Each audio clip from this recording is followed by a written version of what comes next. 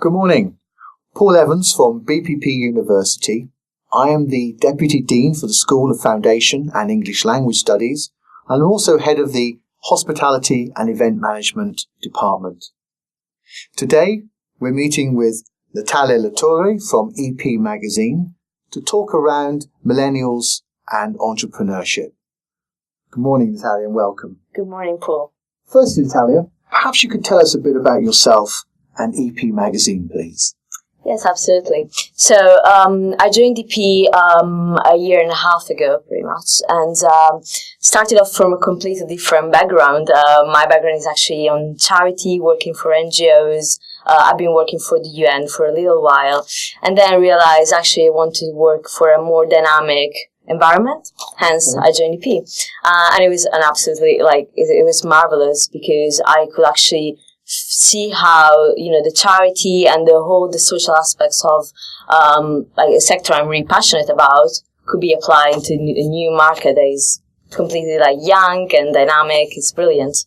Great stuff. And tell me, what does EP Magazine actually do? So EP Magazine, as it says, is a magazine in hospitality sector.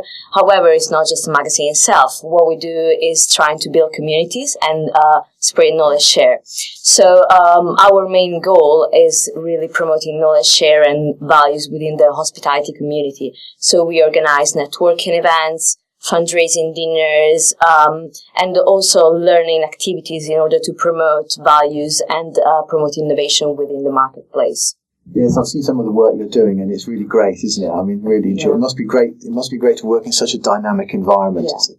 I would say there's no day that is the same at EP. Every day we do something different, and that makes it so special because every day you never get bored, basically. That's great. So I know that some of the work that you're doing on and some of the research you've been talking around, particularly around millennials and this concept of entrepreneurship as well.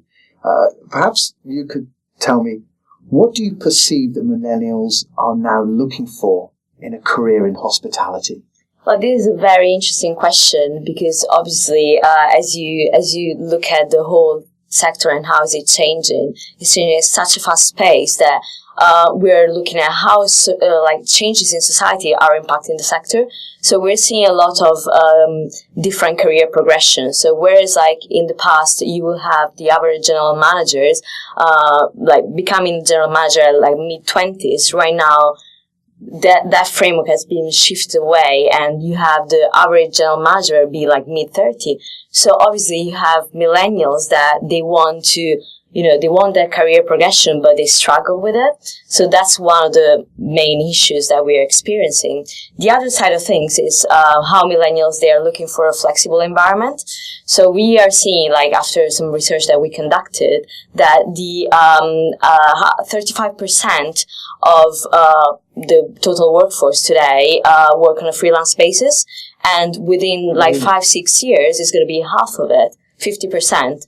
And this is striking because obviously it's changing the dynamics of society in the first place, but also the whole hospitality, and how the job of the future is not going to be sitting in the office all day, but it's going to be traveling, moving around, working from home. And this is what millennials enjoy because they want to be in a dynamic environment where they can have a good work-life balance. So you think there's frustrations around the kind of the time it takes now to get to the top? Yeah, absolutely. I think so, because what we're seeing is having this large organization where they have an old hierarchy, an old leadership that has been seated there for quite a long time, and there is a new thriving generation that wants to get there. And I mean, that opens lots of questions why entrepreneurship is becoming more and more important. And that is because they struggle to get there. Ultimately, they start their own business. So have you seen this do you think this has changed very much in your recent look over the last 20 years? Is it going, what sort of generated this new attitude? Well, I think one of the elements is definitely the fact that there is a more educated generation that enters into the market much later. So they miss those first years of experience, and therefore it becomes harder for them to become senior I see. So do they miss it because of education now? Or is it I think partially is because education sometimes lacks some skills that they need to be prepared for. So when they leave their university, they're not job ready, and that is something that many senior people perceive today. And because of that, they then struggle to, progress into their own careers. And that is why there is a constant need for young generations to understand more about what are the real skills that are needed. And these are not just the technical skills that you will learn when you're studying, but actually other skills like strategic thinking and like thinking outside the box, really, that becomes really crucial when you have to do the job.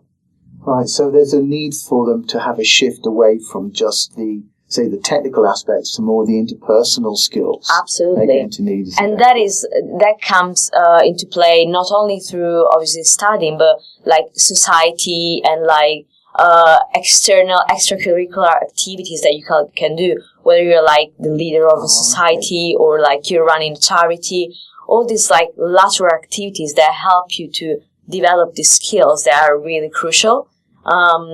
We see lots of people that come from completely different backgrounds. Like we have lawyers working at EP. Okay. We have, my colleague is studying history really and is brilliant at it. So it's really about how can you think differently.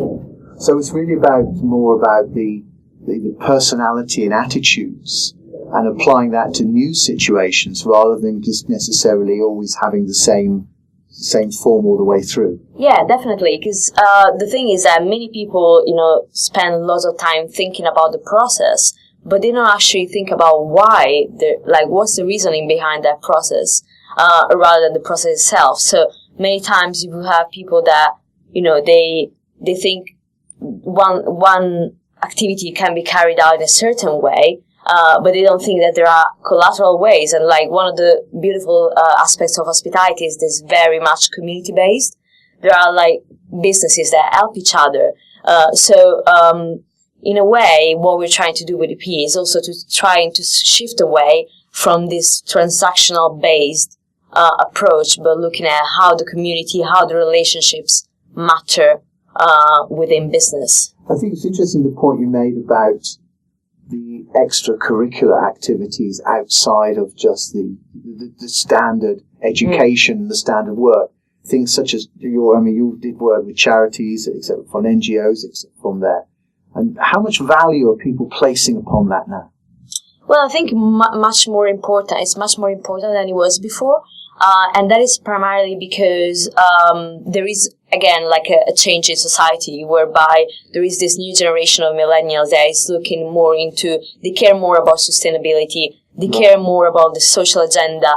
They don't want to see just the business side of things. And very recently there has been a report that actually showed how many employees value and make the decisions upon the businesses they choose based on on the company's CSR policy. And that is really important because it means that you're not buying your salary, you're buying a career. And that becomes extremely important for the individual.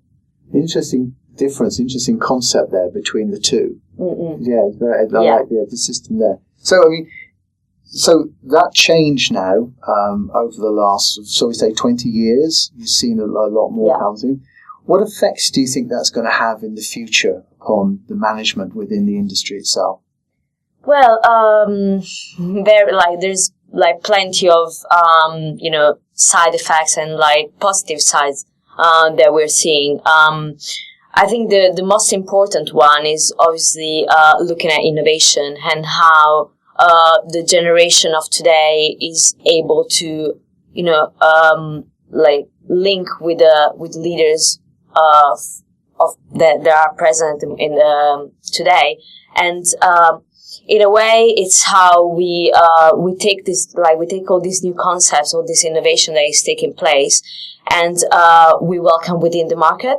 So one of the challenges for hospitality in this regard is on how do we welcome disruption, or this disruptive idea, look at Airbnb or all the new technology or these new apps that are changing the market, are changing the sector, how the old leaders, how the current market is able to, welcome those disruptive ideas.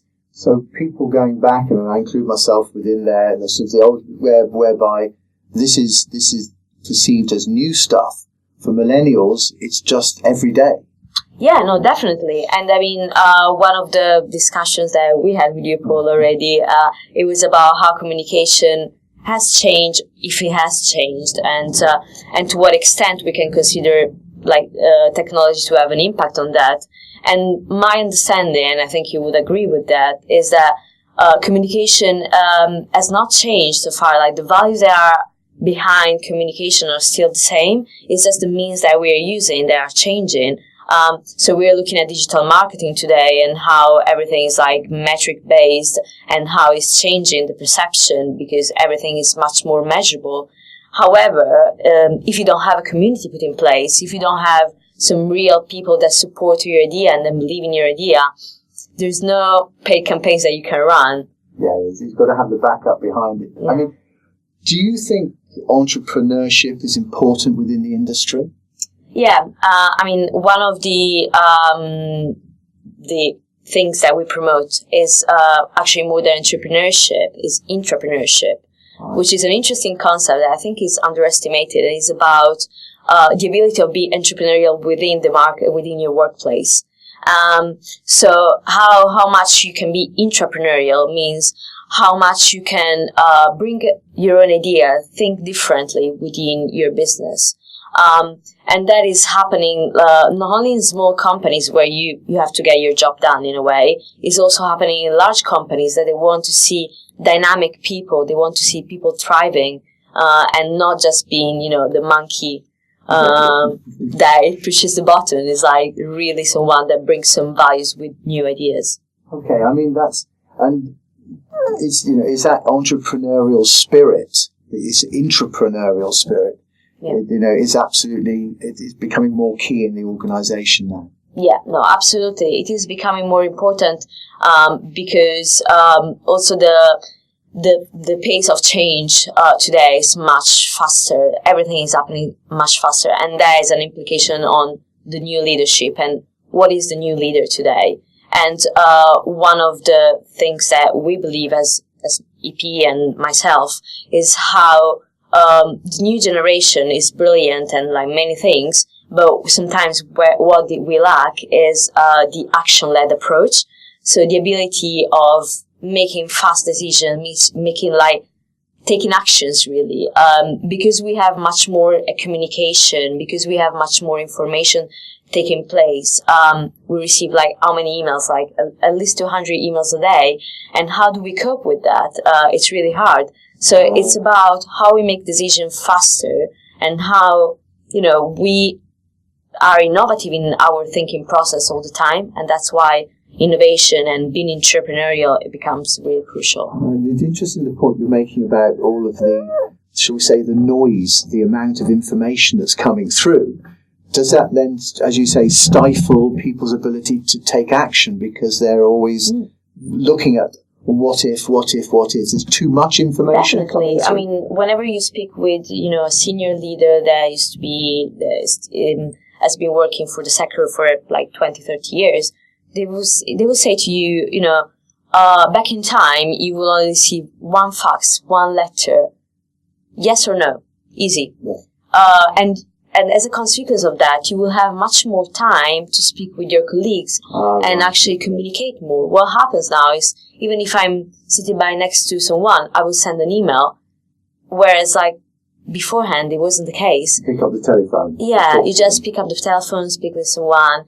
And that is creating I think huge frustration, not only in the sector, I think in society in general, because obviously we are we are overwhelmed with this information flow and we struggle, So basically, how do you think that the industry generally can do more to support this entrepreneurial spirit?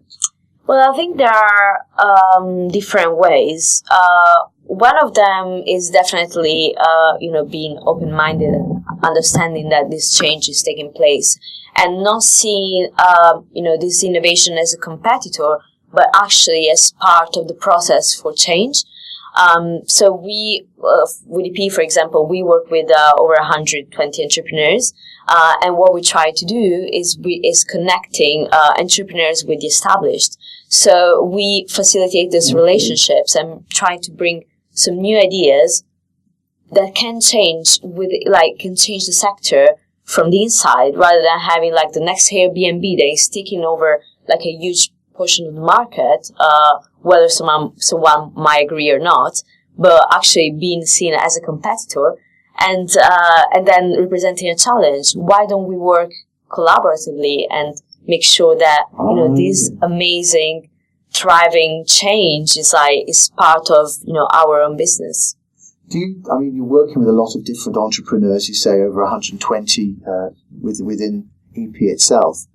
Do you find, are there any particular traits that you can sort of identify within a successful entrepreneur? Well, I would say that like the real entrepreneur, but that's I'm not speaking on behalf of BPS aside from what I've seen. No, is an entrepreneur is someone that has got, first of all, a clear vision. So you have to be you don't have to be stuck into I want to make money if you want to be an entrepreneur. You have to believe in what you're doing. That's the first thing. Second of all is having a USP. Like you have to have your unique selling proposition, because you have to think that your product is great and is going to bring change. Because if you don't believe that your product or your service doesn't have an impact, then there's no point of doing it. And the awareness behind it is really important, because there are so many entrepreneurs that sometimes after they've been working on their business, they realize actually this is not working. So what they do, they go back and they tweak their idea, and that's really important, because the other and third aspect of an entrepreneur is the ability to reinvent himself. So go back and think about what can be done better, how can I improve, and constantly challenge yourself. And that is something that I think relates to an entrepreneur, but also it has to be part of the general human, the individual. Right. So this ability to reinvent themselves and come back even in the face of failure. Yeah. That must take a lot of passion and involvement. Absolutely. I would think that the greatest asset for an entrepreneur is the ability of reinvent himself and being resilient.